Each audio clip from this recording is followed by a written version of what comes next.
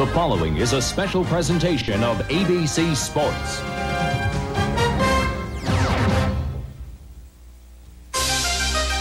The IndyCars are ready again to challenge the circuit on Belle Isle in Detroit.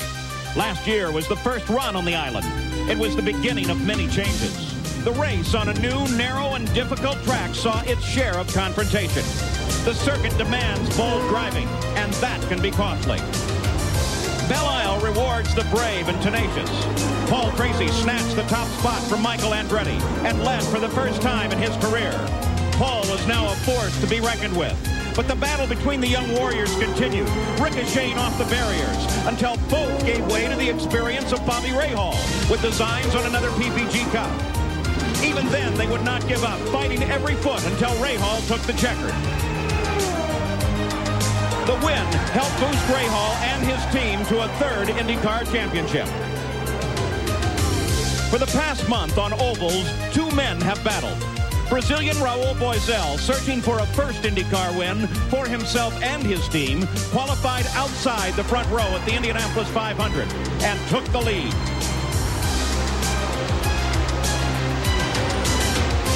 But mistakes like roaring up to speed and passing Mario Andretti on the pit road led to costly penalties. He could only finish fourth. Englishman Nigel Mansell is the reigning World Formula One champion, but at Indy he was a rookie, and it showed. A late race restart from yellow saw Nigel at the front, but the return to racing was ill-timed, and Emerson Fittipaldi screamed past to win. A week ago, Boesel took his first pole and jumped out in front of the field. The lead rotated from Raul to Scott Goodyear to Paul Tracy. Then Tracy speared Arie Luyendyk. Paul walked away from a race-leading crash for the second time this year. The road was now cleared for Boesel and Mansell to slug it out. Nigel learns fast. Soon, he was out in front. And then left Boesel in his dust. Mansell became the first two-time winner this year. As Mansell stretches his point lead, Boesel moves into second place. They are two of the changing faces of IndyCar racing.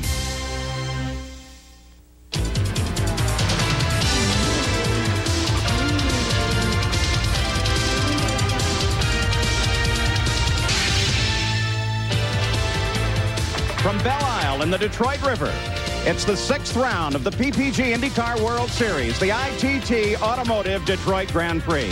Hello, I'm Paul Page. And in the past at IndyCar events here in Detroit, Michael Andretti has won every pole. Now he's left and gone to Formula One. Nigel Mansell comes over and takes his seat, and today Nigel has the pole, though it should be noted that Michael's pole speed of last year was only good for 12th position on the grid this year. And Nigel has something more. He leads the points fight now by 19 points over Raul Boesel. The texture of this series now changes with 4 road races before they return to the ovals at the Michigan 500. And Nigel is the acknowledged master of the road circuits. So if they're going to catch him, they better get to it. But remember, at this race a year ago, Michael Andretti was 58 points behind the lead. And he finished only 4 points behind the ultimate champion, Bobby Rahal. There is a man who is fully capable. He has led twice as many laps as anyone else. His name is Paul Tracy. Here's Jack Arute with an update. And, Paul, it was at this race 1 year ago that Paul Tracy took over the permanent driving responsibilities for Roger Penske, replacing an injured Rick Mears. And in that race, we saw everything that we have come to know Paul Tracy for. Leading an event, driving aggressively, and even wanging a wall every now and then. Paul Tracy is only 24 years of age, and with the tutelage of Roger Penske and Rick Mears, they're trying to contain his enthusiasm, but not keep him too far under the gun. Tracy hopes to avenge his problems of last year in this race and come home a winner. Remember, the only race he's finished this year, he has come home victorious at Long Beach. For another driver that would like to make his mark for the first time in IndyCar competition, let's check in with Gary Gerould. Jack, certainly one of the most intriguing stories of this race weekend thus far. The performance turned in by a young Italian rookie driver, Andrea Montermini. He comes here to drive for Antonio Ferrari's Euro Motorsports team, and he is qualified in the third row. This is significant because it's only his second IndyCar event. It's the highest that one of Ferrari's cars has ever qualified for an IndyCar event, and he's doing it in a year-old chassis with a 2-generation-old Chevy A engine. I'll tell you, everybody is very impressed with the performance turned in by Andrea Montermini. He's qualified in the 3rd row. So there's another new face to keep track of in the IndyCar. Sam Posey, we've talked for a year or so about the changing of the guard. And now that it's happening, there's an interesting twist. Most of the new drivers are foreign-born. They're not American. Tracy is from Canada, Boesel from Brazil, Johansson from Sweden, the exciting Montermini from Italy. Mansell, of course, the current points leader, is from the UK. And it's a trend that could continue as IndyCar racing becomes better and better known around the world. TV coverage is expanding all the time. This race will be seen in more than 90 different countries. A record crowd here, beautiful sunshiny day, and the stillness is about to be broken here on Belle Isle at Detroit. Gentlemen, start your engines.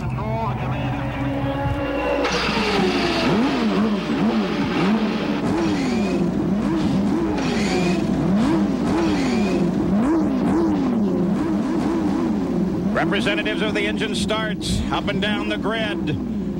The challenge roars out. And the IndyCars are ready to run. Nigel Mansell, Paul Tracy, two of the combatants here today, two we will definitely keep an eye on.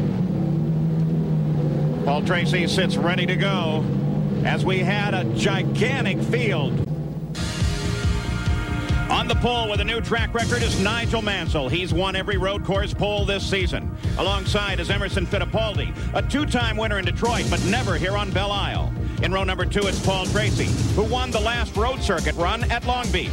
And Stefan Johansson, who placed 3rd here last year in his first ever IndyCar race. Row number 3 is Bobby Rahal, his best starting position so far this season. And Andrea Montermini, the Formula One test driver in his 2nd IndyCar race. Row 4 is Al Unser Jr. with 15 career road course wins. And Robbie Gordon, he made his IndyCar debut at this track last year. The 5th row is Mario Andretti. In his 30th season, he's won 52 IndyCar races. And Danny Sullivan, the 1988 PPG champ. The 6th row on the inside is Raul Boesel. He placed 2nd here last year. And Mark Smith, an Indy Lights veteran in his 3rd IndyCar race. In row 7, it's Arie Luyendyk, looking for his first road course win. And Jimmy Vasser, who finished 3rd at Phoenix this year. In row 8, it's Olivier Briard, the French driver, in his 2nd IndyCar start. And Teo Fabi, who finished 6th here last year, filling in for the injured Mario Andretti. The 9th row on the inside is Scott Brayton, alongside Roberto Guerrero. In the 10th row, it's Scott Pruitt and Eddie Cheever, who missed last week's race for the birth of his son. In row 11, it's Adrian Fernandez and Scott Goodyear. The 12th row is Robbie Buell and Mike Groff in the only American-made chassis in the field. And in the 13th row, Willie T. Ribbs and Buddy Lazier. And the 14th and final row, Hiro Matsushita and Marco Greco. And Hiro Matsushita had a little trouble starting. They finally got him started, and now all of the Indy cars are out and rolling on the circuit at Belle Isle in Detroit. We'll be right back. When it comes to building business, at ITT, we're adding more than just our name. By Old Milwaukee and Old Milwaukee Light, it doesn't get any better than this. By Goodyear, #1 in tires. And by your local Yamaha dealer, who invite you to see their exciting line of motorcycles, ATVs, and water vehicles. We're back at Belle Isle in Detroit as the Indy cars continue warming up. This is a wonderfully scenic location, and Bobby Unser, one I bet you'd like to drive. Well, Paul, if ever there was a driver's track, this is it. The straightaways are short, which makes passing very difficult, and all 14 turns are tight. Now, this tends to equalize the cars and the drivers as compared to most tracks.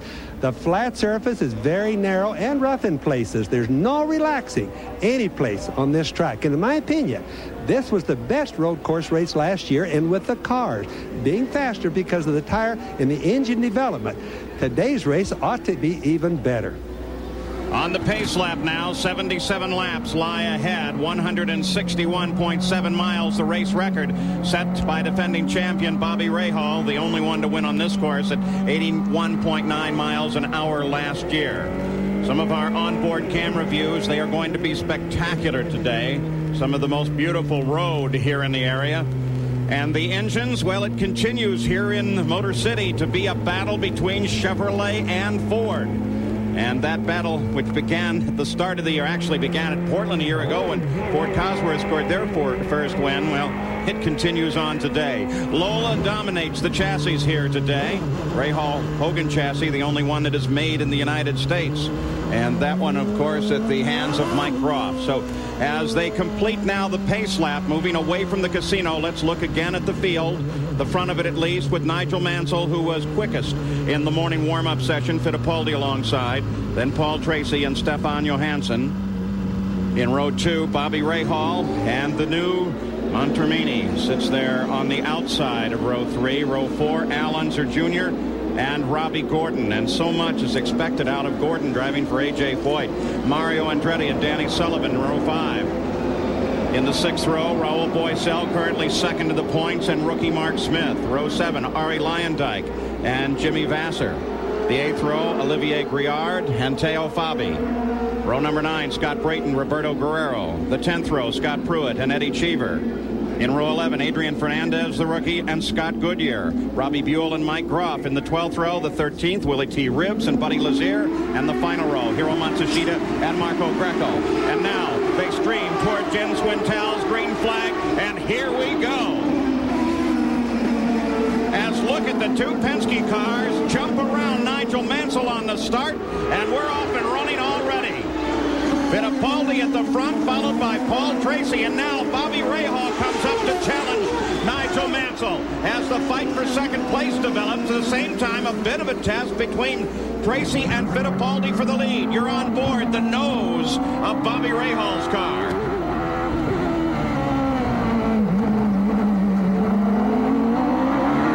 Lap number 1, that's the red number 5, Nigel Mansell just ahead. As Rahal tries to overtake. They come around the casino area,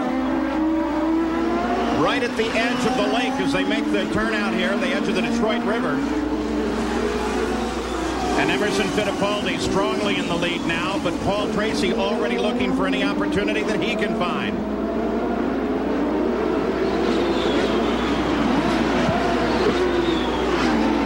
And Nigel Mansell sits in 3rd place. The indication on the official communication channels is that the team manager for number 5, Nigel Mansell, Jim McGee, wants a restart of this race. He's not happy with the way it started. Apparently, they have declined that request as Nigel Mansell continues his pursuit of the two Penske cars. Well, Paul, the start, as we know, because it's so hard to pass here, is very important.